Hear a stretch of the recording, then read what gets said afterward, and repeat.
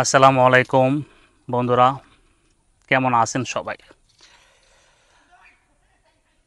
আজ অবশ্য কথা বলার মতো কোনো মন মানসিকতা নেই, কারণ আমাদের দেশে এই আজ 21শে জুলাই যে ভয়াবহ বিমান দুর্ঘটনা ঘটে গেল মাইলস্টোন স্কুল অ্যান্ড কলেজের উপর দিয়ে।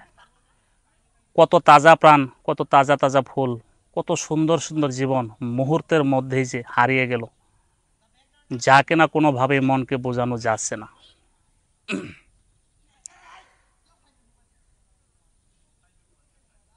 কে জানতো যে মুহূর্তের মধ্যে এমন ঘটনা ঘটে যাবে?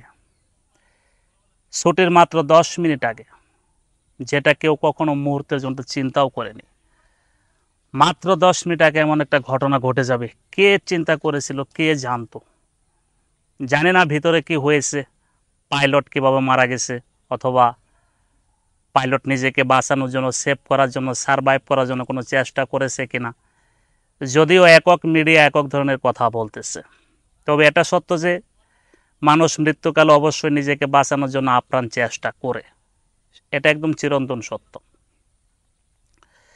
তবে ভিতরে কি হয়েছে সে ঘটনা আমরা কেউ জানি না। তবে সবচেয়ে মর্মান্তিক বিষয় হচ্ছে যে বাচ্চাগুলো ইতিমধ্যে দুনিয়া থেকে চলে গেছে, অনেকেই হসপিটালে আছে, অনেকের লাশ শনাক্ত করা যাচ্ছে না, বিভিন্ন হসপিটালে বিভিন্ন বাচ্চারা ভর্তি আছে।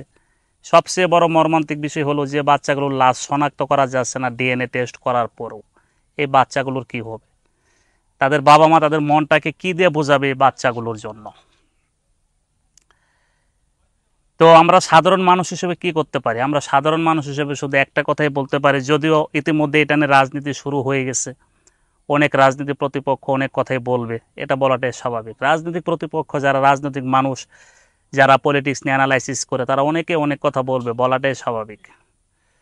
তো আমরা সাধারণ মানুষ হিসেবে এই কাজটাই করতে পারি, সেটা হচ্ছে শুধু মন খুলে তাদের জন্য আল্লাহর কাছে দোয়া করব, আল্লাহ যাতে প্রতিটা বাচ্চাকে জান্নাত নসিব করে, বেহেশতবাসী করে, এবং এই সন্তানহারা মা বাবাকে আল্লাহ যেন তৌফিক দেয় ধৈর্য ধারণ করার জন্য, মনকে বোঝানোর জন্য, মনকে শান্ত রাখার জন্য।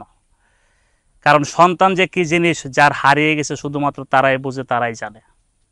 সন্তান কত বড় বুকের ধন, হৃদয়ের ধন, আর কত বড় সম্পদ যাদের না আছে তারাও জানে, আবার যাদের আসার পর হারিয়ে গেছে, যারা পাওয়ার পর হারিয়ে ফেলছে তারাও জানে।